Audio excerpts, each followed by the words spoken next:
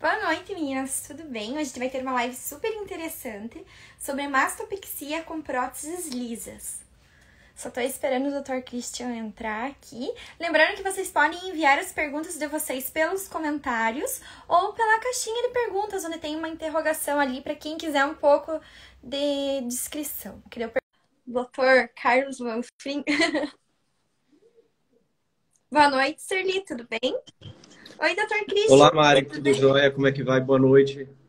Boa noite, vou bem por aí, como estão as coisas? Tudo tranquilo, aqui tá começando a ficar mais calmo as coisas aqui. Que ótimo! Aqui também, graças a Deus, já passou aquele período tenso do Covid, já acalmou. Queria agradecer ao doutor, né, por ter aceito o convite para participar da live, né? É a primeira live que faço com o cirurgião plástico do Sergipe. Que bom, privilégio meu. E graças à indicação do doutor Alan, né, que eu conheci o doutor. E vamos falar também sobre um tema que eu também nunca falei aqui na página, que é mastopexia com próteses lisas. Queria que o doutor se apresentasse para as meninas que ainda não o conhecem, sobre sua formação. Já falei de onde o doutor é, mas o doutor atende em mais de uma cidade, né? Isso.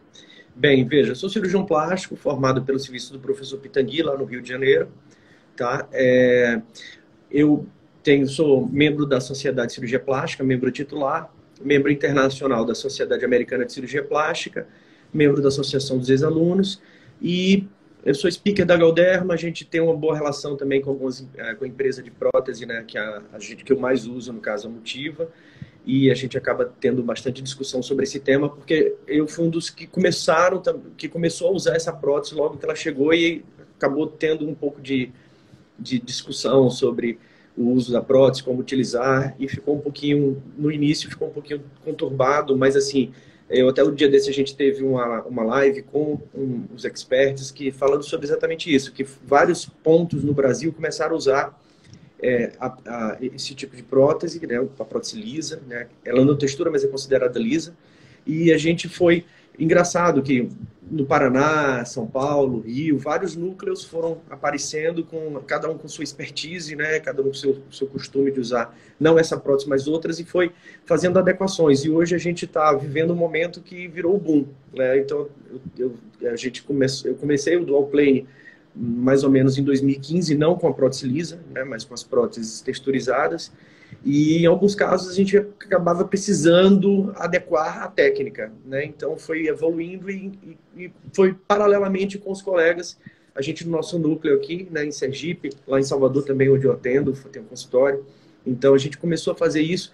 E quando houve o advento do implante liso, que chegou, não foi só aqui, mas mundialmente começou a ser usado de uma forma mais ampla, né?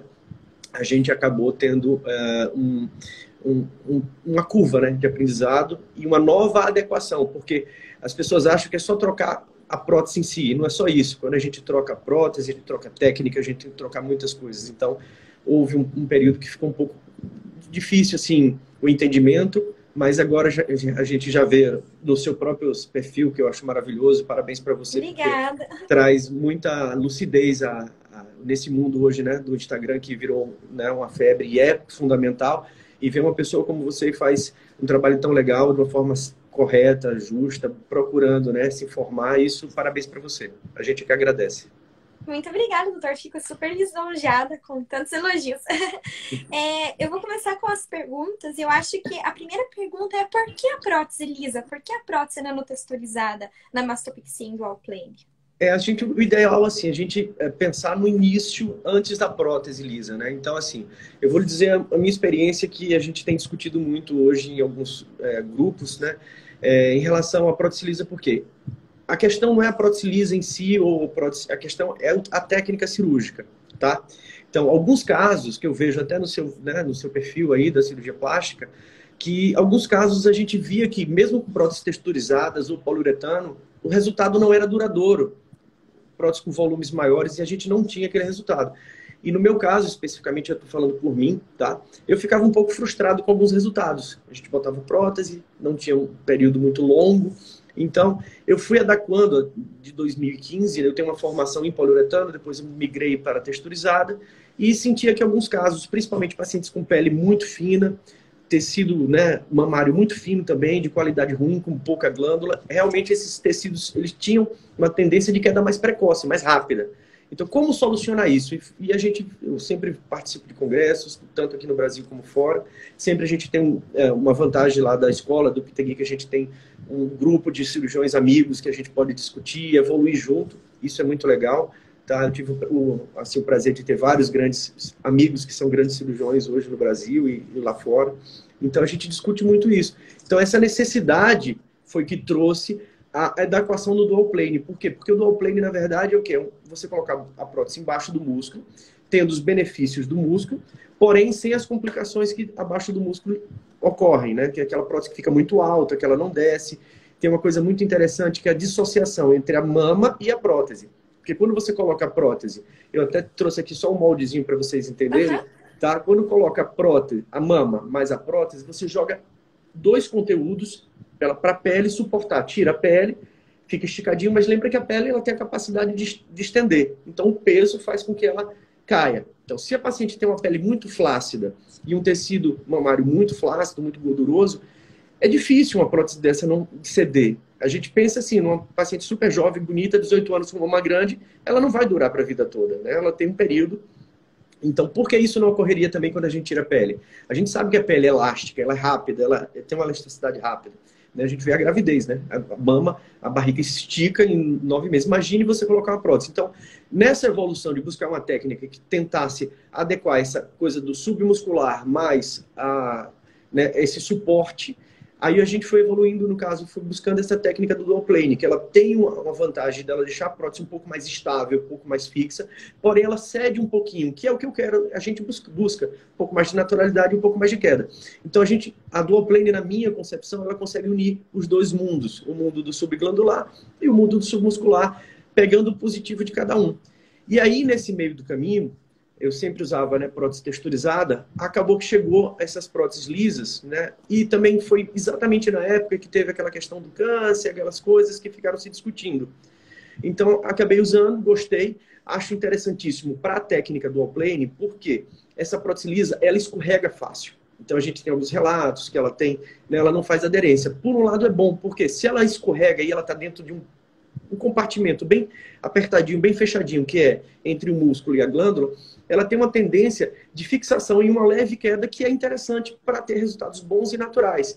E a gente vem aquela discussão que fica um colo mais com clivagem. A gente tinha uma coisa interessante, que a gente falava que prótese submuscular não ficava próximo às mamas. Ele ficava separado, né? Sempre, exato. Eu lembro. Exatamente. Então, quando chega o advento do dual plane, descola mais embaixo e você acaba fazendo com que as próteses se unam. Então, o que eu tenho visto, eu vou lhe falar, né, assim, a gente iniciou, eu comecei em 2015, mas era parcialmente, eu fazia parcialmente uma parte dos pacientes, como eu falei, selecionados, eu fazia dual plane, aqueles pacientes que eu saberia que realmente o resultado não ia ficar legal, né, pacientes com pele muito flácida, tecido muito flácido também. Então, já fui migrando para o dual plane e gostei bastante. E quando chegou a prótese, né, no caso, a prótese lisa, me deu assim uma luz e disse, poxa, ela vai encaixar exatamente no que eu quero. Porque às vezes a texturizada ela tem um certo grau de aderência. E essa aderência, às vezes, a prótese não desce. A gente vê alguns casos, às vezes, na internet. Do dupla bolha, né? A dupla bolha, na verdade, é para baixo, mas o que vê é a prótese alta e a mama para baixo. Então, essa aderência, às vezes, não é interessante no dual plane. Você precisa que a prótese tenha uma certa mobilidade. Então, para mim, a prótese lisa me trouxe um certo grau de conformidade, de conforto. E de lá para cá, de 2017, início de 2017 para cá, a gente já tem um número bem expressivo de números de implantes colocados, né, liso, e eu tenho adorado os resultados, meus pacientes têm adorado, sem contar com a facilidade da recuperação, né, que a gente vê muito, né, o paciente abriu a vertical, né, da mama, e às vezes fica preocupado que a prótese está embaixo, pode ser que ela se exponha, se expor, pode ter infecção, né? E a dual plane a gente tem uma proteção, porque a prótese ela fica totalmente coberta com esse tecido. Então, se você tiver uma abertura de ponta, alguma coisa, você não se preocupa tanto, porque você tem uma cobertura e a prótese não fica exposta.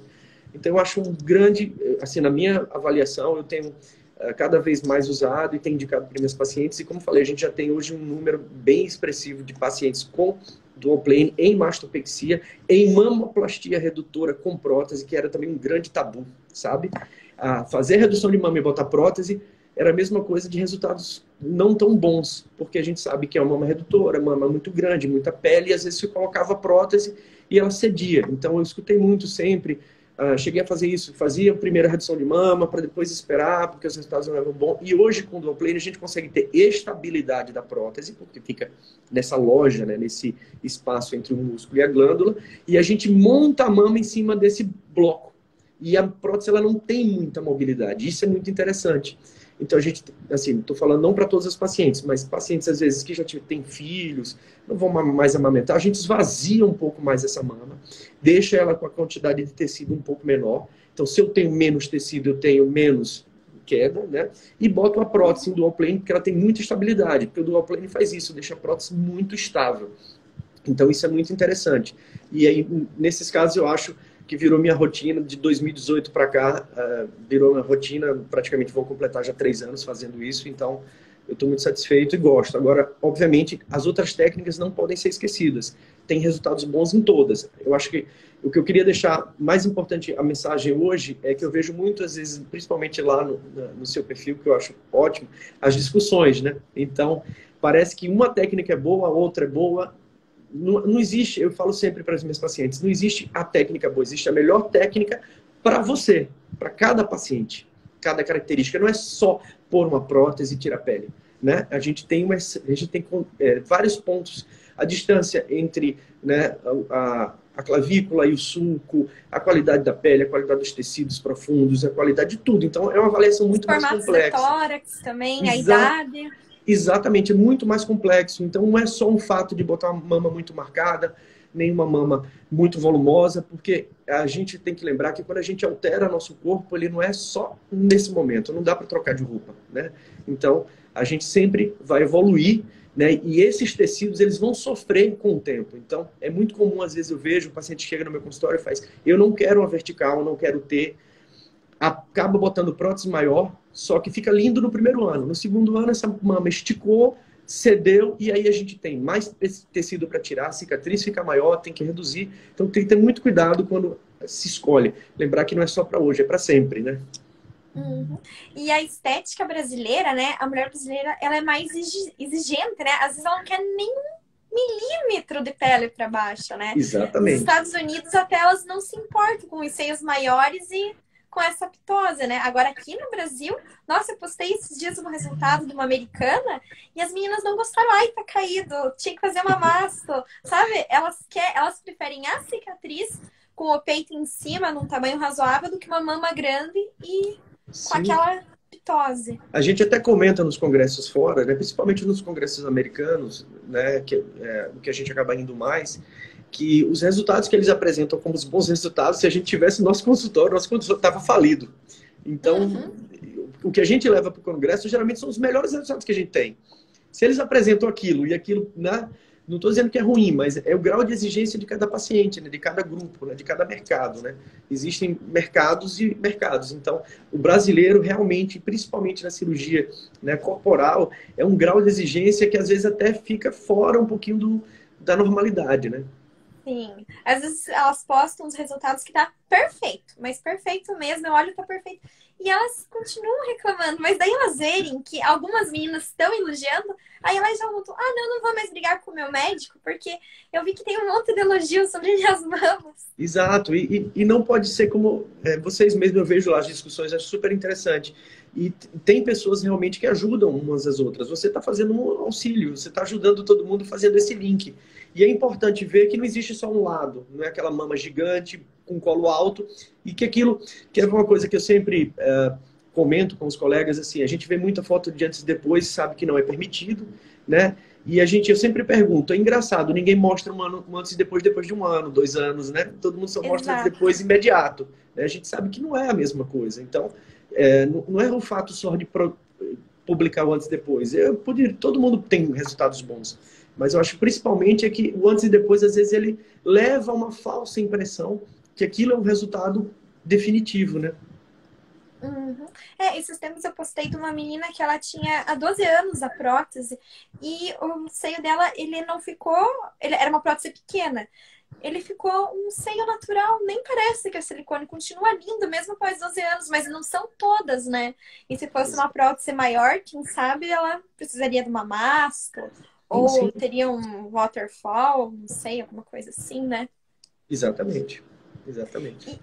E em relação à mastopexia em dual plane, ela pode ser dual plane invertido também ou só o dual plane clássico, que é em cima submuscular e embaixo subglandular? Isso. É porque existe uma confusão na questão do dual plane. Existem várias técnicas, chamam de alça, sling, invertido, superior. A questão, acho que é mais a filosofia do dual plane, que seria você distribuir, né, o peso dessa prótese através de um suporte. E a palavra que eu acho principal é a estabilidade. Como estabilizar a prótese? Tá? A questão não é só você fazer o dual plane, você precisa de uma estabilidade. Tanto que às vezes eu vejo algumas postagens, principalmente em colegas, e próteses gigantescas, 500, 600, dual plane, destrói totalmente a inserção do músculo. Então, na verdade, ela fica um dual plane, mas sem suporte. Então, voltamos à estaca zero. Então, tem que ter muito cuidado com isso, porque às vezes é um dual plane que destrói toda a limitação muscular e essa restrição que o músculo sustenta, que lá fora chama sling, aqui a gente uns dão nome de alça. Tem vários nomes para essas técnicas, tá? Tem técnicas chamadas triple plane, tem Nossa! tem O várias. que seria o triple O triple plane? plane é quase um dual plane, só que a prótese ela fica encostada do músculo, da face e na glândula. Então, seriam três Nossa! planos. Mas é meio uma forçação, eu não vou dizer forçação de barra, mas são nomes que a gente vai associando, né, às técnicas e acaba criando muitos nomes que, na verdade, não são técnicas, são táticas cirúrgicas. São coisas diferentes. São a mesma técnica, só que para cada paciente você faz uma determinada manobra que pode ajudar ou não. Então, o dual plane, na verdade, é você ter a prótese, né? A prótese, ela coberta pelo músculo. Ela pode ser total, com a desinserção inferior, né? Descolar o músculo embaixo, porque se você não descolar o músculo embaixo, o músculo não cede. A prótese fica sempre alta, então ela não vai ter a queda. Se não tiver a queda, vai ter o que você falou agora há pouco, que é o waterfall deformity, né? Que é em queda d'água. A mama, a prótese fica presa e a mama desce sem a prótese. Então a prótese fica alta com a mama lá embaixo. Isso é uma característica da submuscular. Então, para você evitar que essa prótese fique alta e a mama baixa, né, ela lá embaixo, a gente acaba fazendo com que solta a inserção inferior da prótese para ela poder descer e ela assentar junto com o tecido glandular e ter esse efeito arredondado aonde a gente deseja.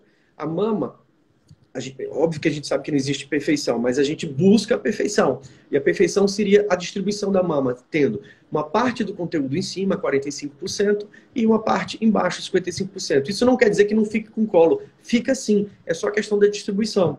Então, a gente busca, né, é o que eu falo sempre, existe mama natural com colo? Existe. Existe mama natural grande? Existe. Né? Então, a naturalidade não quer dizer ser pequeno. A naturalidade é não ter aquele aspecto artificial. Né? Então, eu acho que é por aí que a gente tem que buscar. E com isso a gente consegue ter resultados mais longos, resultados mais bonitos e principalmente a longo prazo. E as pessoas têm que entender que quando precisa de uma reoperação, próteses muito grandes, com destruição muscular, às vezes, Mari, às vezes não consegue nem refazer a cirurgia, porque fica muito difícil. Aí tem que tirar a prótese dual plane para subglandular, usar um outro tipo de prótese, porque fica sem cobertura. Então, eu tenho medo um pouco dessa busca pela dual plane, esse desvaziamento glandular de uma forma exagerada, porque as pessoas muito jovens, pacientes de 20, 25 anos, operando, destruindo toda a musculatura, destruindo toda a mama, e se no futuro houver uma complicação ou a necessidade de troca, como é que a gente faz? Então, tem que pensar a longo prazo isso, tá? Eu vou lhe dizer porque eu trabalhei com poliuretano, texturizada, eu terminei plástica em 2007, tá? Vou fazer 14 anos terminado lá no serviço do professor Tangui, então eu já andei nas próteses de praticamente todas. Então, é uma coisa que me dá, às vezes, muita dificuldade em cirurgia, é a paciente que tem uma prótese de 15 anos, que tem uma cápsula muito espessa, Não sei se você sabe, você deve saber, mas às vezes as pessoas que eles seguem não sabem que às vezes você tem que retirar a cápsula toda. Tem que tirar a cápsula, né? Aquela cápsula que forma ao redor da prótese. E às vezes a cápsula está tão perto da pele que você não consegue ter cobertura para a prótese. Então tem que ter um pouco de cuidado, porque às vezes você retira a cápsula, retira a prótese e quase não tem cobertura. E acaba você tendo que ir para o dual plane ou submuscular. Só que se você não tiver mais músculo porque foi destruído, então tem que ter muito cuidado. Eu que tenho uma boa experiência com isso, eu já passei alguns assim, dificuldades durante a cirurgia, porque quando a gente abria, o músculo estava praticamente destruído. Então você não tem o que fazer. Às vezes é botar a prótese embaixo da pele e não vai ter suporte nem sustentação. E daí, nesse caso, tem como reconstruir o músculo? Ou é muito difícil? É muito difícil, né? Tem como reconstruir, mas aí o resultado estético já não fica tão o que a gente busca, né? Mas tem como reconstruir. Hoje a gente faz algumas situações que você consegue usar materiais, tipo membranas, que podem imitar essa sustentação do músculo. A gente já tem alguns pontos, mas não é adequado para uma paciente jovem, no caso, né? A gente geralmente usa pacientes com um pouco mais de idade. No caso, seria aquela pele de porco que usam para reconstruir? Hoje já tem outros materiais. Tem umas telas de vicrio, que é um tipo de fio que se usa, que é uma tela absorvível, que ela forma, ela tipo guia uma cicatrização interna e não deixa a prótese ficar tão móvel. Né? Tem outros também que de membrana acelular, mas né, de ser vivo, mas uma coisa é bem mais caro e é mais para reconstrução, mas pode ser utilizada também. Eu já utilizei em pacientes que tiveram que retirar por contratura, uma contratura muito grande, uma prótese de uma superfície não lisa, e a paciente era tão magra que a prótese ela já começava, a gente palpava a prótese já na pele, então praticamente ficou translúcido, então a gente não tinha como cobrir. E eu só consegui metade do músculo para cobrir, porque a outra metade tinha sido danificada, né, pela cápsula que estava contraída, e acabou o músculo ficando muito fino, e a gente precisou, às vezes até a gente usa uma fáscia que tira do abdômen, então, mas já são casos mais, né, um pouquinho mais específicos, né, não são tão comuns. Eu pergunto porque aqui na página, desde que eu comecei, eu lembro que 1 ano atrás, 2 mais ou menos, as meninas colocavam muitas próteses grandes no dual plane. Então eu acredito que daqui uns 10 anos, talvez menos, né? Elas já comecem a procurar para arrumar isso, talvez reconstruir, a gente não sabe o que vai acontecer, né? Exato. Assim, às vezes a gente consegue reconstruir sem precisar fazer muita coisa, porque você consegue puxar o músculo, tentar diminuir a prótese. Então, eu já tive alguns casos que chegaram no meu consultório, operadas como se fosse dual plane, mas com o músculo praticamente ele só estava na parte superior da prótese, lá em cima, o resto não tinha músculo, ele ficava embaixo da glândula. Então você não tinha muita cobertura, então aí fica um pouco mais difícil. Às vezes a gente consegue usar a própria cápsula, essa cápsula que se forma, né, que o organismo forma, e você pode usar ela como um suporte também. Só que em alguns casos não dá, porque quando tem uma contratura mais, né, e uma contratura um pouco mais forte, você tem que realmente tirar essa cápsula. A gente ficou, né, uns 2 anos atrás, aquela discussão sobre o câncer, que a prótese pode causar, né, e geralmente está associada a essa cápsula. Então, em alguns casos, você tem que tirar a cápsula de forma total. Então, tem que ter um pouco de cuidado. Eu falo, não desestimulo, pelo contrário, eu acho que a gente tem que ter mais conhecimento, mais informação, para não sair fazendo tudo, porque é a moda do momento. Então, e eu que comecei do dual plane já um pouco mais atrás, eu tenho, assim, já uma experiência, já vi alguns casos que não são tão interessantes. Então, tem que ter muito cuidado, não dá para sair, né, fazendo todo mundo. Mas, assim, hoje, na minha rotina, eu praticamente faço em 100%. Uhum. E também pode ser feita em 2 etapas essa mastopexia? Pode, que é mas chamada geralmente... de mastopexia em 2 tempos, né? Pode, mas normalmente não é interessante. A gente vê essa mastopexia em 2 tempos, às vezes, quando a paciente tem um volume mamário muito grande. Então, você realmente tem que acabar, não é nem uma mastopexia, seria uma mama redutora com a mastopexia. E alguns profissionais fazem isso. Mas eu acho que com o advento da dual plane, a gente consegue ter uma estabilidade e ter menos queda. Então, a gente consegue ter resultados mais duradouros, principalmente o quê? O que a mulher mais quer na mama? Eu sempre brinco. Eu sempre peço para trazer foto no meu consultório. Me diga o que é bonito, que é uma coisa que você deve ver muito aí. Às vezes a paciente chega para mim e diz assim, eu quero o natural. Aí eu fico, ok. Me mostra o natural. Aí vem com a foto com 2 marcações gigantescas e eu digo, isso é natural? Aí ela, então eu comecei a entender o que é natural. Aí eu digo, então tá bom, eu tô entendendo você. Eu acho que a parte mais Porque o difícil natural não é é. diferente, né? Exatamente. Então, natural para você é uma coisa, para mim é outra. Eu acho que a grande coisa, óbvio que a gente tem que operar bem, mas a gente tem que entender o paciente, tentar compreender e passar a nossa experiência para poder ter essa empatia, essa troca né, de conhecimentos do paciente para o médico, do médico para o paciente. E a gente tentar levar o melhor resultado possível para aquela paciente. Por isso que a técnica em si, ela é importante, óbvio, mas assim, eu acho que o mais importante é a gente ter o entendimento do paciente e buscar o que o paciente deseja e explicar a ele se é possível ou não chegar nesse resultado. Uhum. Aqui fizeram uma pergunta interessante. Quando a prótese começa a encapsular, é melhor trocar a prótese imediatamente ou dá para esperar? Então, vamos lá. Uma coisa muito interessante isso, tá? A gente fala muito de contratura capsular, contratura capsular. A cápsula é a natureza, tá? Toda prótese vai formar cápsula. Todas, tá? Não existe não formar cápsula, tá? Em alguns meses a prótese já é coberta para cápsula, tá? Eu fiz até uma brincadeira aqui, que é o seguinte, depois de alguns meses a prótese ela é coberta por um tecido fino, certo? Que é o corpo que cria, e essa membrana, tá, que cobre essa prótese, ela vai engrossando com o tempo. Ela engrossa com o tempo. Normalmente ela engrossava, assim, os estudos mostravam nas próteses mais antigas, que era em torno de 10 anos. Então as empresas elas davam garantia contra a contratura capsular por 10 anos. Após 10 anos, porque as contraturas capsulares, a maioria das vezes aconteciam depois de 10 anos, você tinha necessidade de trocar a prótese, porque você tem que relaxar essa contratura capsular. A cápsula endurece e às vezes você só tem indicação de retirar a cápsula quando você tem dor ou deformação da mama. Se você não tiver dor nem deformação, mas tiver um grau de contratura pequeno, não precisa trocar. Eu recebo muita paciente que vem do exame, de um ultrassonografista, de um mastologista, e diz assim, eu estou com a contratura capsular. Aí eu pergunto, tem dor? Não. Tá lhe incomodando? Não. Você tá achando que tá feio, tá inestético? Também não. Então não tem problema. Continua com ela. A contratura é a natureza, tá? É a natureza. Não existe não.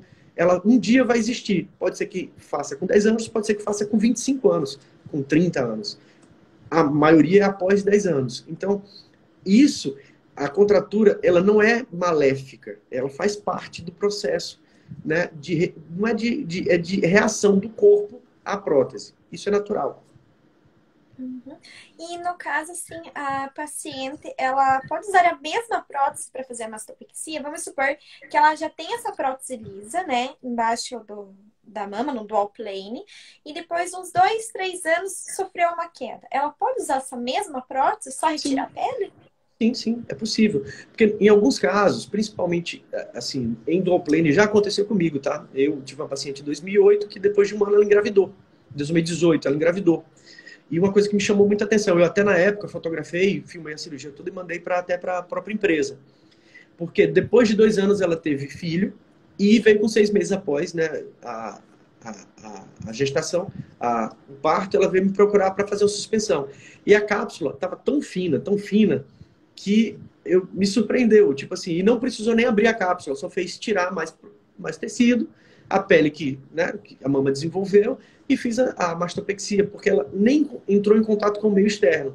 A cápsulazinha estava íntegra, muito fina, não mexi, reposicionei né, porque assim, como eu lhe falei, em torno de 80% da mama fica coberta da prótese fica pelo músculo, só a parte inferior. Então, a parte inferior tinha uma cápsula fina, muito fina, fiz a suspensão sem problema nenhum, não precisou trocar a prótese estava bem estável, o que realmente cedeu foi um pouco mais a pele, a areola, ela caiu um pouquinho, e foi tudo bem, foi tudo tranquilo. Não vejo problema nenhum em trocar. Assim, a gente evita, né, tirar a prótese, resterilizar, isso não deve ser feito, mas no mesmo momento você fazer uma mastopexia, tipo, só para subir um pouco mais a prótese, não tem problema nenhum.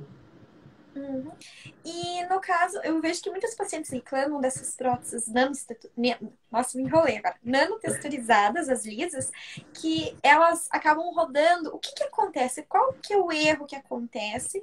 E o que deve ser feito para evitar que ela rode? É a loja que tem que ser mais justa? O Então, cirurgião plástico tem que ter um treinamento para fazer isso? O que então, tem que ser feito? eu vou lhe dar a minha minha vivência, tá bom? Não vamos chegar nessa se é certo ou se é errado. O que acontece?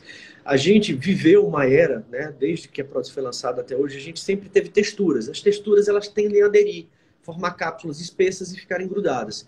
Mas nem sempre. Eu já tive paciente em 2015, 2014, que tinham próteses texturizadas, que fizeram mastopexia e depois de um tempo formou um pequeno seroma ao redor e elas rodaram.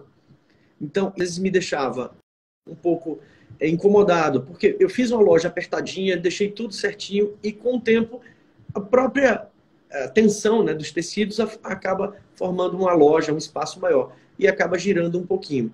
E eu tive alguns casos de rotação. Foi daí que eu comecei a fazer dual plane, porque eu colocava às vezes umas próteses, principalmente ultra altas, né, que elas têm uma tendência de rodar maior, porque as bases são estreitas e elas são mais altas, então elas têm uma tendência de giro, né, porque a prótese ela fica assim, né, então se ela tem uma base muito estreita e ela é muito projetada, e o espaço tem um líquido, alguma coisa, ela tem uma tendência... Tipo...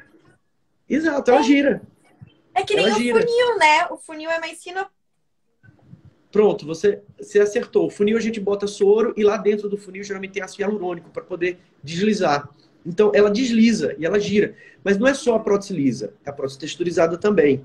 Só que a texturizada, por ter uma ranhura, é menos. Mas também acontece. Já aconteceu comigo, já tive que reoperar. E foi daí que eu busquei a dual plane. Dual plane exatamente para dar essa estabilidade, para evitar que essa prótese gire. Não é só um espaço tão pequeno, mas ela precisa ter um pouco mais de estabilidade. Então, principalmente nas mastopexias, que a gente tem que fazer aquela loja, tirar a glândula, esvaziar bastante a mama para poder botar a prótese.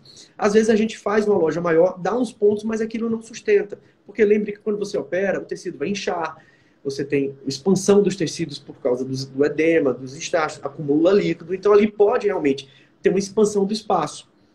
Já embaixo do músculo, né, no caso do dual plane, você tem muito pouco inchaço nessa região onde coloca prótese. E é engraçado, porque assim, eu peço geralmente ultrassom a minhas pacientes com 6 meses e 1 ano de pós-operatório. E a quantidade de líquido que forma é muito pequena. E quando a gente fazia mastopexia com texturizada, realmente eu percebi que você tinha mais líquido de seroma. Sempre via 5, 10 ml. E realmente me surpreendeu quando eu passei para o dual plane, a quantidade de líquido é menor. Porque o espaço... a gente tem em cima o músculo e embaixo as costelas. Então a gente não tem muito tecido de contato. E lembre que a prótese, por ela ter uma texturização, ela tem um atrito nos tecidos. Esse atrito pode formar líquidos. Então fica super tranquilo você usar dual plane. Então, para mim, foi uma grande surpresa. Por isso que eu lhe falei, eu comecei usando em casos selecionados e eu fui evoluindo até hoje, como praticamente 99% eu uso o dual plane.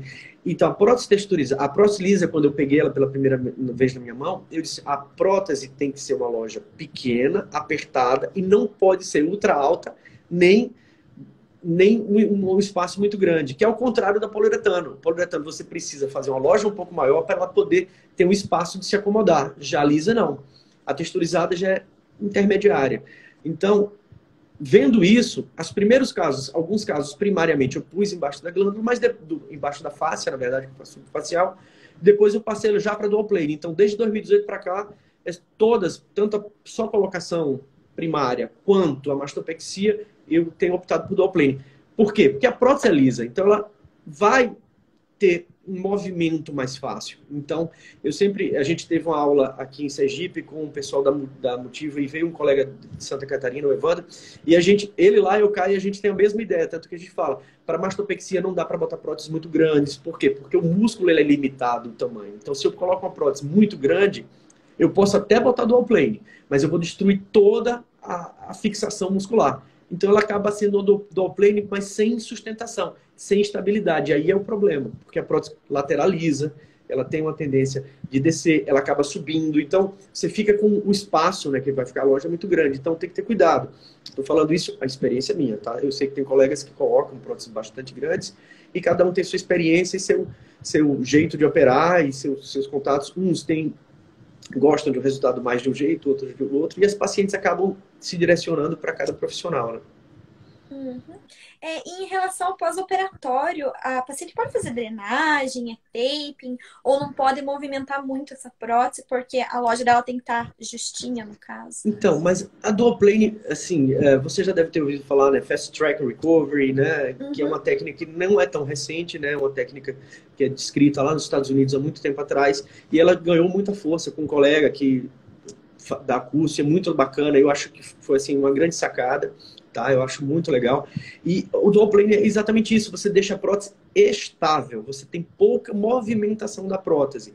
Como você tem pouca movimentação e você não tem aquela questão, né, o T tenso, porque acontece, às vezes a gente botava a prótese embaixo da glândula e ajustava o máximo possível para tirar o máximo possível de tecido para ficar justo. Então qualquer movimento, qualquer coisa poderia abrir alguns pontos. Você botando o duoplane, você tira o peso da prótese da mama. Então você monta a mama sem ter peso. Então a quantidade, assim, pelo menos nas minhas mãos, a quantidade de pontinhos abertos diminuiu absurdamente. Então, eu libero minhas pacientes para movimentar os braços no dia da cirurgia, mesmo sendo mastopexia, tá? Na prótese convencional, 24 horas ela já está, né, levantando o braço, fazendo tudo, 5 dias está dirigindo, já está voltando para suas atividades. Agora, na mastopexia, geralmente uma semana ela volta a dirigir, fazer as atividades, mas movimentar braço, ela já movimenta no dia seguinte, porque não tem tensão, não fica tenso, a cicatriz não fica tensa. Por quê? Porque a prótese não está ali sendo segurada, sendo presa pelo tecido, pela pele, e sim pelo músculo. Então você não tem peso na mão. Uhum. Aqui surgiram algumas perguntas interessantes, obrigada pelas respostas. Perguntaram qual o máximo de ml para colocar em dual plane. Pergunta interessante. A gente tem 2 limitadores. Primeiro, é o tamanho da paciente, o tórax da paciente, né? Tem pacientes que têm tórax muito estreito. E geralmente o músculo é pequeno. Então a gente acaba não podendo colocar uma prótese muito grande porque não vai ter cobertura, tá? Mas eu tenho... A máxima que eu já coloquei do plane foi 375. Mas a paciente ela tinha 1,78 m, uma amplitude do tórax bem interessante. Tinha um músculo muito forte, um músculo largo. E uma coisa interessante, Mário, é que às vezes eu pego o paciente, de um lado tem um músculo largo e do outro lado o músculo é mais estreito. Então, às vezes, não dá para você fazer a cobertura igual. Então, é sempre, quando eu estou com, às vezes, os residentes, alguns colegas acompanhando, eu sempre falo, não bota uma prótese e vai fazer outra. Abre as duas primeiro, vê se os músculos são compatíveis, que é muito engraçado. Sempre o lado esquerdo, o músculo é mais fraco e menor. Então, tem que ter esse cuidado também. Se você tem menos músculo, você vai ter menos cobertura.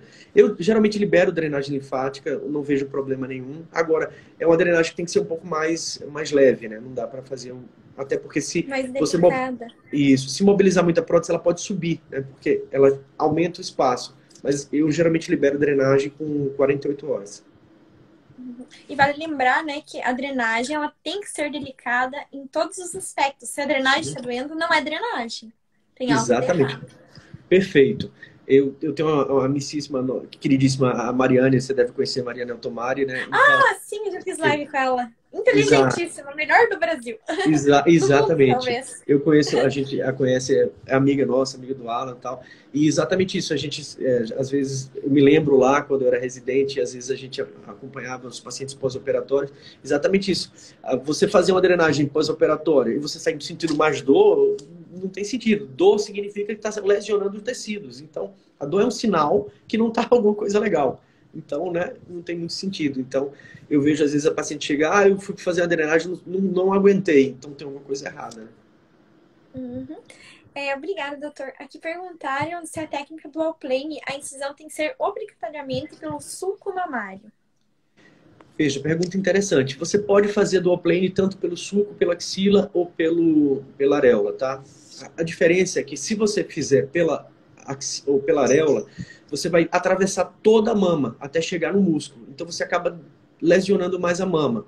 Eu gosto muito de fazer pelo sulco, porque a gente entra no sulco e não encosta praticamente na mama. Você não tem descolamento da mama, você não cauteriza a mama, você entra no sulco e já vai para debaixo do músculo. Então, você tem muito pouco trauma. Se você tem pouco trauma, né, você tem menos edema, você tem menos edema e inchaço, né, acaba tendo menos dor também, né, menos sangramento. Então, acaba tendo um pós-operatório mais confortável. Tanto que a gente até brinca, às vezes, que até é ruim, porque quando a paciente está muito solta, ela acaba não respeitando, né, os limites, né? Mas, assim, eu prefiro a inframamário exatamente por isso, porque a gente evita danificar a mama e evita descolar a mama do músculo. Se eu descolo, eu tenho menos mobilidade dos tecidos, né? Porque ela está aderida, ela vai continuar aderida.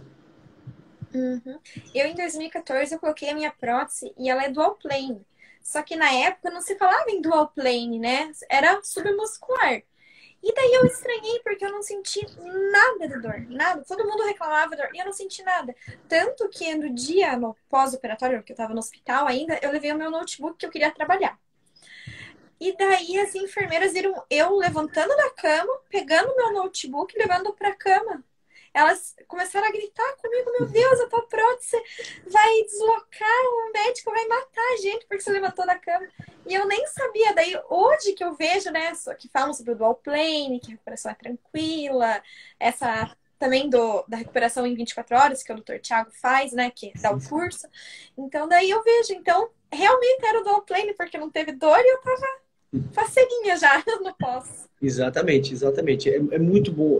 Como eu falei, a palavra-chave é a estabilidade da prótese. Se eu tenho estabilidade e não tenho né, muito trauma nos tecidos, realmente a gente tem um ganho nessa recuperação. Né? Então, eu realmente, por isso que eu lhe falei, eu quis contar a evolução, porque não por ser a melhor técnica ou a pior, apenas a minha experiência de quem já usou, né, poliuretano, já usou texturizada. Ainda uso, às vezes a paciente, eu dou muita liberdade à minha paciente, ela às vezes chega e diz, eu quero usar texturizada.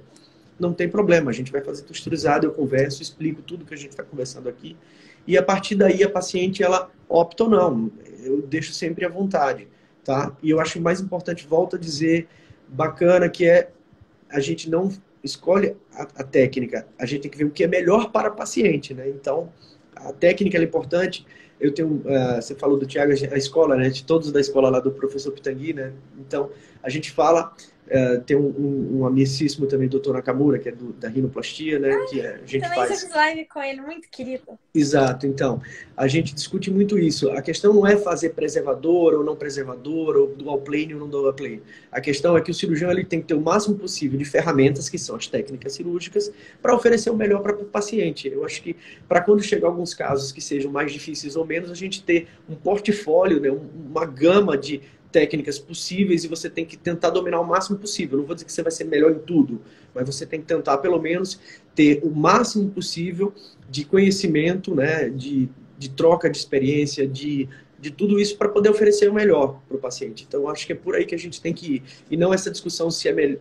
Porque a gente às vezes igual briguinha, né? De, não está fazendo dual plane, não é o melhor, então quem inventou, né? Então, a questão não é bem essa. A questão, eu acho que é saber ter o máximo possível de conhecimento técnico e oferecer o que é melhor para o paciente. A gente hoje vive uma realidade, eu estava até conversando com uns colegas cirurgiões que me acompanham, que residentes também, e a gente falando exatamente isso. A gente teve duas grandes mudanças, vamos dizer assim, nos últimos anos na cirurgia plástica. Foi a questão da transição da rinoplastia estruturada para a preservadora, e hoje a gente junta as duas, né, que é preservation com a estruturada, que é...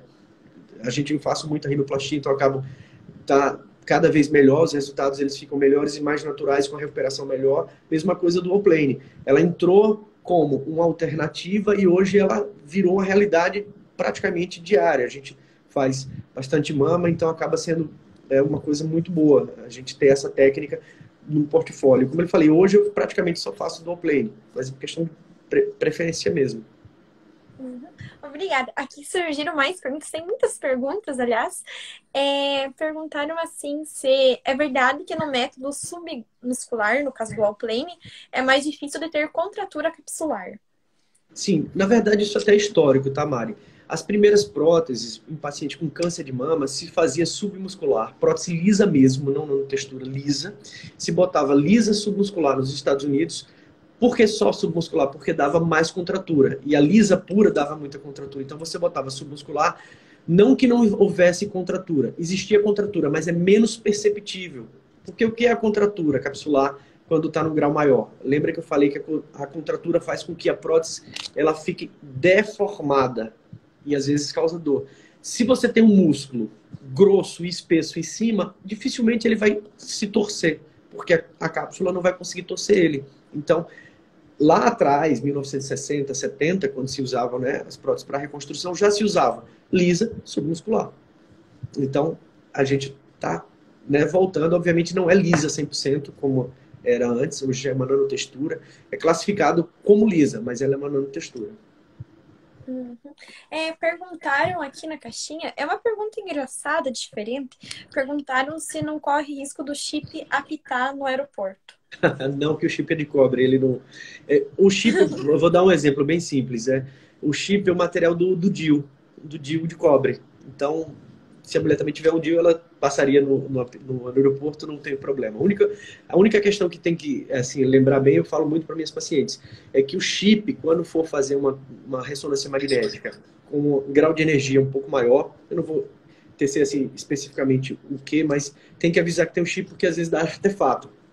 Na imagem, forma tipo uma luz, uma luz mais forte no chip. Então, quando a paciente for fazer os exames de ressonância, tem que avisar que tem chip só para o médico, o imaginologista que for dar o laudo, saber que ali tem um chip, que aquilo ali é um artefato normal. Uhum. Obrigada. Aqui fizeram uma pergunta, acho que entra um pouco no caso também da textura de prótese. A Stephanie perguntou se o doutor já viu algum caso do linfoma ligado à prótese de silicone. Sim, aqui no Brasil tiveram alguns casos, tá, ligados ao do linfoma, né? Então, assim, o problema é que essa doença ainda não está muito bem explicada, né? A gente tem vários estudos, bastante estudos, mas não sei se você percebeu, Mário, você que já está, né, acompanhando bastante isso, parece que as notícias teve um boom há 2 anos, né? E meio que sumiu, né? Não sei se você percebeu isso, sumiu. Agora está na síndrome ásia, né? Aí tá aquela coisa toda da síndrome ásia. Aí saiu um estudo bem interessante agora. Fizeram um estudo gigantesco, uma meta-análise, vários estudos, e mostraram que a chance da paciente ter sintomas reumatológicos com prótese e sem prótese é a mesma. Então, o que a gente está vendo é o quê? Assim, a conclusão, mas a discussão do trabalho mostra que, como o número de pacientes está tendo, muitas mulheres estão tendo prótese, então é muito comum os pacientes terem doenças reumatológicas e terem prótese, e acaba associando, né? Mas o grupo, falando estatisticamente, são grupos semelhantes. Você não ter prótese, você ter prótese, o grupo que vai ter sintomas, né, de fibromialgia, síndromes autoimunes, são semelhantes. Ainda não se mostrou, não estou dizendo que é ou não é, apenas ainda não se mostrou que existe uma tendência real para a prótese. Então, é tudo muito ainda talvez, estudos ainda sem determinação com força científica para dizer e afirmar 100%. E eu já vi alguns casos, eu não tive caso por enquanto, mas assim, a gente é alerta, né? Então, o paciente que tem prótese, que depois de um tempo apresentou seroma, e esse seroma é persistente, a gente tem que realmente, não dá para esperar. Vai, faz a coleta do material, manda para o laboratório, faz exame, e se for detectado, retira. E o bom, assim, bom não existe, bom com câncer, né? Mas se você tiver um diagnóstico rápido e tirar a prótese, a maioria dos pacientes se curam. Então, eu acho que o importante é a vigilância. E eu falo, operou não é para hoje só, é para o resto da vida, né? Então você tem que estar acompanhando, faz parte de você agora, né? Esse implante, ele é parte de você. Desculpa, sempre me ataca a rinite na hora da live, não sei porquê. Acho que vem algum ventinho assim do além, sabe? E eu até queria citar nessa parte da síndrome ex-ásia, sei lá como que chamam, né? Eu tenho artrite no joelho, artrite reumatoide. E eu coloquei a prótese em 2014, a minha prótese é Allergan, e eu nunca tive um sintoma, nunca tive problema, nem dor nas costas, tipo, super tranquilo. Então, né, tem que realmente pensar se não é só um marketing ostensivo sobre isso, sobre explante, ou se realmente é a doença, né? Você está certíssimo. O problema é que às vezes se transforma, veja, é o que eu falo, a vigilância ela tem que ser sempre, não só por causa da síndrome ásia, tá? Nem só por causa do linfoma, do ALCL, mas a vigilância é sempre. Eu já tive casos, foi muito engraçado, eu tinha um caso de uma paciente que é amiga minha médica e ela botou a prótese da Allergan e logo quando começou essa história do câncer e tal, e ela ficou super desesperada porque ela estava tentando engravidar e teve uma mastite, a mama inflamou e ela é uma coisa que às vezes os pacientes não entendem, que chama capsulite. Capsulite é o seguinte, a mama está inflamada e a mama tem contato com a cápsula, ela não tem contato com a prótese. O organismo da gente é tão perfeito que ele isola, a cápsula é para isolar a prótese do conteúdo de você. Então, se a prótese furar, rasgar, nunca o material vai se espalhar, ele vai ficar sempre dentro dessa cápsula que o organismo protegeu. Mas a cápsula tem contiguidade com os tecidos. Então, às vezes, uma mama, né, que tem uma mastite, que é uma inflamação da mama, a cápsula vai inflamar também. E a cápsula, quando inflama, a mama fica dura, quente, e a paciente sente dor. Então, às vezes, eu já tive caso da paciente, ai meu Deus, será que é com seroma? A gente pulsionou, mandou para coleta, fez exame não só bacteriológico, todos os exames possíveis também para a LCL, e era um quadro de inflamação da mama que evoluiu com a inflamação da cápsula. E depois do tratamento com antibiótico e corticoide, sarou e ela não precisou fazer nada. E não só foi um caso não, já tive mais, eu acho que, se não me engano, 4 casos ao longo de 14 anos.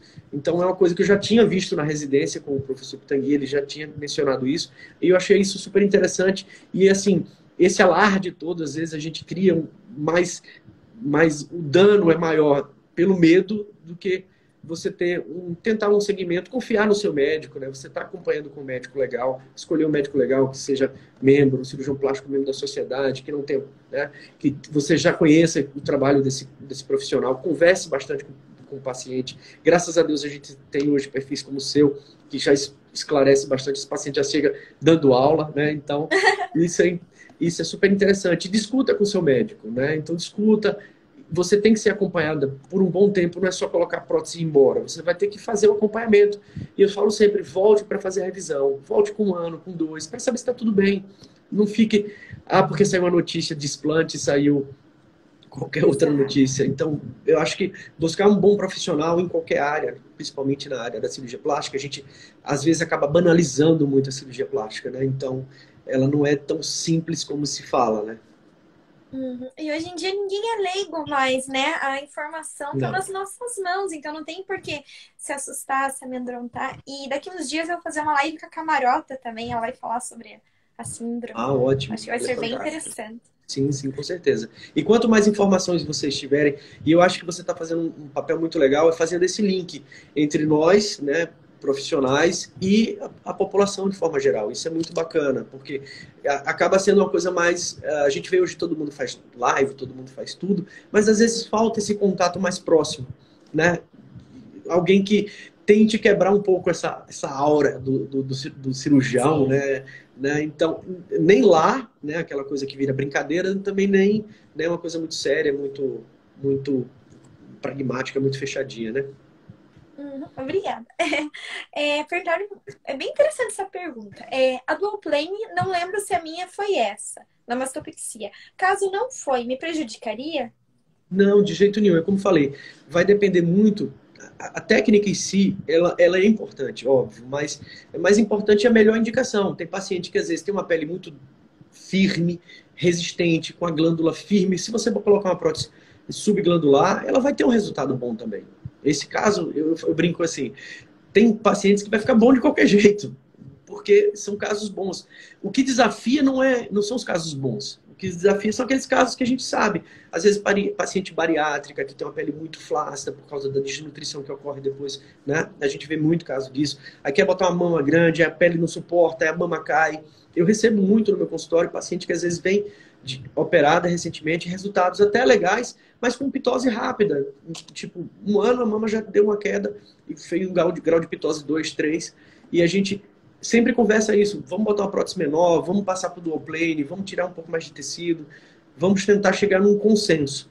Tá? A pessoa não precisa... Eu falo sempre, veja, me diga o que é que vocês desejam, que eu vou dizer se é possível. Não, eu acho que tem que ser dos dois lados, não só o que o cirurgião quer e não só o que a paciente quer. A gente estuda, vai para congresso, se atualiza, exatamente para isso, para tentar oferecer o melhor. E às vezes não adianta a paciente só desejar a prótese X, né? Ela tem que chegar num consenso e saber, e escutar o profissional, porque ele vai orientar, dizer, olha, esse caso para você não é bom, vamos tentar de outra maneira, vamos, né? Então, porque a experiência, vou dar exemplo, a gente tem colegas que tem, eu brinco sempre, aqui em Sergipe a gente tem uma cirurgiã que tem 10 mil casos de mama. uma pessoa com 10 mil casos de mama e ela tem uma experiência gigantesca. O professor lá, no serviço do professor Pitangui, a gente tinha, eu me lembro, teve um trabalho gigantesco de um colega que fez sobre câncer e mama. Também, assim, era 18 mil, 20 mil casos. Então, assim, é nisso que a gente tem que se basear. Não, às vezes, pegam experiências, me desculpe, pequenas, de um ano. Ah, agora é a técnica nova. Não, peraí, vamos esperar, né? Vamos ver os casos para depois a gente poder, né, ir dizendo se a técnica realmente ela tem ou não validação. Não é só, surgiu uma coisa nova, eu voltei do congresso, vou começar a fazer. Não é bem assim. Um cirurgião que ele tem um pouco mais de experiência, ele vai absorver o conhecimento e vai tentar digerir esse conhecimento com outros colegas, discutir. Então, acho que é por aí que a gente tem que ir, tem que ter um pouquinho mais de cuidado. Não se deixar levar pelas tendências, né? Exato. Porque hoje em dia é tendência. Exato. Lembra a tendência da bichectomia? Na moda, né? Agora é manga bufante pro inverno. Agora é tal técnica. Não, não é assim. Porque eu lembro que tem uma frase do Pitangui que é alguma coisa sobre a moda e a plástica eterna. Alguma coisa assim, eu não lembro. Se alguém conseguir lembrar, se o doutor lembrar, doutor Alan, que tá aí assistindo, né? Inclusive, ele perguntou quando que você vai fazer uma lagosta pra ele. Ele tá me devendo minha visita aqui em Aracaju, que ele não veio me ver, nem em Salvador. Ele só quer saber do Maranhão agora. Mas tinha uma frase assim que eu não lembro, depois até vou procurar para postar aqui. Aqui tem bastante perguntinhas, eu vou fazer a que tá aqui mais perto. Minhas mamas são bem separadas, como deixá-las bem juntinhas e extras altas? Estão flácidas. Bem, a principal questão aí é se realmente esse osso do meio, né, o externo, né, ele tem proximidade. Às vezes a paciente ela tem a musculatura muito afastada, o tórax muito afastado um do outro. Então, você vai conseguir aproximar, mas tem um limite, que é exatamente a proximidade, né, dos músculos. Então, tem que ter muito cuidado, tá? Muito cuidado, porque se você descolar muito para o meio, não sei se vocês... eu acho que vocês já devem ter tido isso lá no perfil aí, em relação, tipo, às próteses que descolaram para o meio, porque se aproximaram, quase se juntaram, que a gente chama de simastia, quando ela une uma na outra. Porque você não pode descolar demais, porque se você descolar demais, você vai para debaixo da pele. Você não tem nem glândula, nem músculo. Então ela acaba se unindo. Então tem que ter muito cuidado, porque a gente tem que respeitar a anatomia. Óbvio que a gente tem algumas técnicas que conseguem aproximar mais, mas o mais importante é a avaliação da anatomia da paciente. Isso é importante. Então, assim, tem que chegar na realidade para paciente. Eu brinco sempre, eu tenho umas fotos de algumas pessoas famosas que têm prótese e eu sempre mostro. Olha, veja essa daqui, a prótese é afastada. Não é porque ela quis, é porque o tórax é afastado e vai ter esse espaço entre uma prótese e outra. Para a paciente entender que não é só...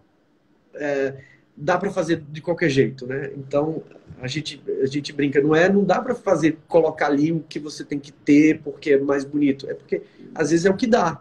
E o que dá é, principalmente, não destruir os tecidos da paciente e não causar nenhuma lesão. Eu acho que o princípio básico é não causar lesão na paciente, né?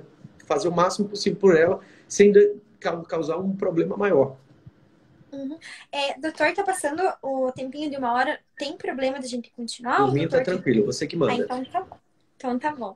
Eu até ia falar que eu vi que agora no começo que alguns cirurgiões começaram a fazer o dual plane, né? Até por amigas minhas, elas acabaram tendo simastia, porque eu acho que eles acabaram aproximando demais as mamas, né?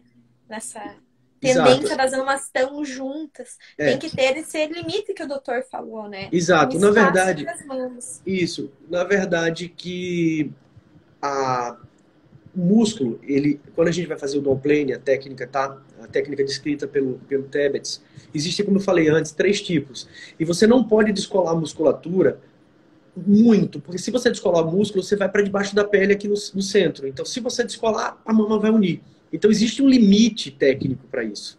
Não é vamos descolar para poder caber mais, não vamos... Tá entendendo? Então, você tem um limite, porque lembra que eu falei, o problema da prótese é ter estabilidade, ela precisa de contenção. Se você destrói toda a musculatura do meio e lateral, a prótese vai sambar. Ela vai para um lado, vamos supor que minha mão é um músculo, ela vai ficar indo para um lado e para o outro, porque não tem como conter essa prótese. Então, essa estabilidade não vai haver.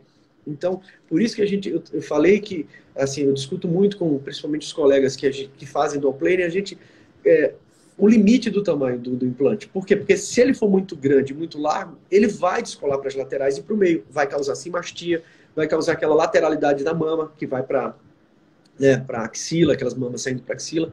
O paciente deita, a mama lateraliza. Isso não só no dual plane, né? Isso também nas mamoplastias convencionais, com prótese e sem prótese. Uhum. Obrigada. A Patrícia perguntou, e sobre as próteses Bilight? Que são 30% mais leves que as demais, mas ainda não foram liberadas no Brasil. Qual sua opinião? Veja, eu acho bem interessante. Hoje a gente tem uma coisa interessante. Eu já tive a oportunidade de visitar 3 fábricas diferentes, tá? Uma de poliuretano, uma de texturização normal e uma de nanotextura, tá? Você vê o funcionamento, é interessante. E hoje, uma coisa bem interessante, que desde a época do poliuretano tinha a questão do gel. Gel coesivo 1, gel coesivo 2. E a gente hoje tem um gel muito mais macio, muito mais leve, e um gel que tem uma memória um pouco diferente. Às vezes não é aquela prótese tão dura, pega. Então, isso eu acho, essa tecnologia, que é engraçado, essa tecnologia é a mesma usada para preenchedores, que a gente chama de estudo reológico, que é essa questão da viscosidade, da elasticidade dos materiais. Então, eu vou dar um exemplo. Eu trabalho muito com preenchedor, tá? Então, assim, antes a gente tinha 2 preenchedores, né? Um ácido hialurônico grosso e um ácido hialurônico fino. Você usava em tudo, então a boca às vezes ficava muito dura, enrijecida, né? Então, hoje a gente tem uma gama, um portfólio de ácido hialurônico com texturas diferentes. Um mais macio para a boca, um mais leve para a olheira, um mais grosso para as maçãs, para queixo, para contorno. Então, tem o de definição, de elevação, o de maleável. A prótese também. A prótese ela está começando a trabalhar. Elas estão começando, as empresas, tem uma empresa americana que eu não me lembro agora o nome, acho que é a Velvet, que ela também é nanotextura, elas têm também essa reologia, esse gel mais macio, mais leve, e isso é ótimo, porque se você tira o peso da mama, você tem resultados, né, mais duradouros. Quanto maior o peso, maior a queda, né? Aqui tem uma pergunta bem interessante. Quando fazer o sutiã de sustentação na mastopexia?